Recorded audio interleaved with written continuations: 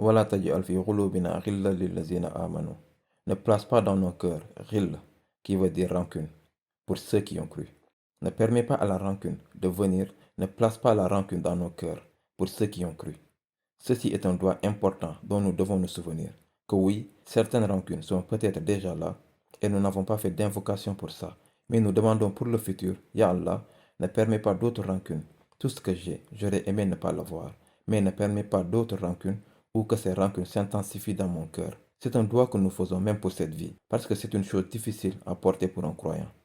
Pensez à ce qui nous ronge. Quelles relations il existe dans lesquelles nous reconnaissons peut-être que nous avons fait quelque chose de mal, ou nous avons dépassé la limite, ou nous avons fait du tort à quelqu'un, et nous devons aller demander pardon. Mais même quand vous demandez pardon, disent-ils en thérapie, vous ne pouvez contrôler que votre côté de la rue.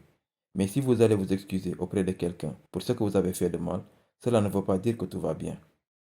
N'attendez pas d'eux qu'ils soient tout à fait d'accord avec vous sur le moment. Vous n'allez pas vous excuser auprès d'eux avec l'espoir d'être pardonné. La seule raison pour laquelle vous devriez vous excuser auprès de quelqu'un est pour vous-même. Vous devez reconnaître que vous avez fait quelque chose de mal et vous devez admettre que vous avez dépassé la ligne. Et maintenant, vous êtes désolé. Je suis désolé d'avoir fait ça, c'est de ma faute. Mais que vous demandiez pardon ou non, que vous décidez d'y aller, il est vraiment difficile pour nous de nous humilier et de dire je suis désolé. C'est difficile à faire. Et quand vous allez enfin le faire, ils répondent généralement, tu penses que je m'en soucie? Et ils vous le jettent au visage. Et vous réagissez, je ne suis pas du tout désolé, en fait, je le reprends. Non, leurs rancunes sont à eux. Qu'Allah l'enlève pour eux ou non, ne dépend pas de vous. Vos paroles ne changent rien. Nous ne changeons pas les cœurs. Nos excuses ne changent pas les cœurs. Notre comportement ne change pas les cœurs. Vous rattrapez juste quelque chose que vous avez mal fait, vous le faites pour vous-même. Parce que vous avez fait quelque chose de mal pour votre conscience. Mais cela ne veut pas dire que le cœur de quelqu'un d'autre va changer. Vous savez ce qui se passe avec nous. J'ai dit pardon, je t'ai même acheté de la glace, je ne sais pas pourquoi tu es toujours en colère. Ça ne fonctionne pas comme ça. Vous pourriez leur offrir de la glace. Vous pourriez avoir un camion de glace. Cela ne fera aucune différence. Jusqu'à ce que cette personne travaille sur ses rancunes et qu'Allah les enlève pour elle. Alors vous ne devez pas avoir d'attente. Au moment où vous commencez à avoir des attentes, cela signifie en fait que vous n'êtes pas vraiment désolé de toute façon. Dans tant de relations, vous dites pardon ou quelqu'un vous dit pardon et vous êtes toujours de mauvaise humeur. Puis une heure plus tard, tu sais quoi? Non, non, je ne suis pas désolé du tout. Ils reviennent à leurs anciennes habitudes. Et puis vous vous rendez compte que c'était juste la fièvre du Ramadan. Le Ramadan approche, alors que font les gens?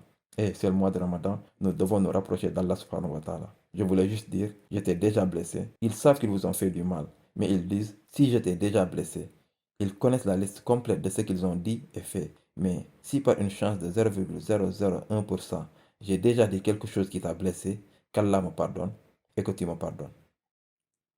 Et puis vous ne pouvez aller nulle part. Vous dites simplement alaykoum salam. Mais vous ne répondez pas. Oh ok, ça va, je te pardonne. Vous ne pouvez pas vous empêcher de le faire. Vous ne pouvez pas mentir et dire, oui, il n'y a pas de problème. Ou si vous répondez, vous dites, je te pardonne, mais cela ne veut pas dire que j'ai oublié ce qui s'est passé. Je suis désolé, ce n'est pas facile pour moi d'oublier ce qui s'est passé.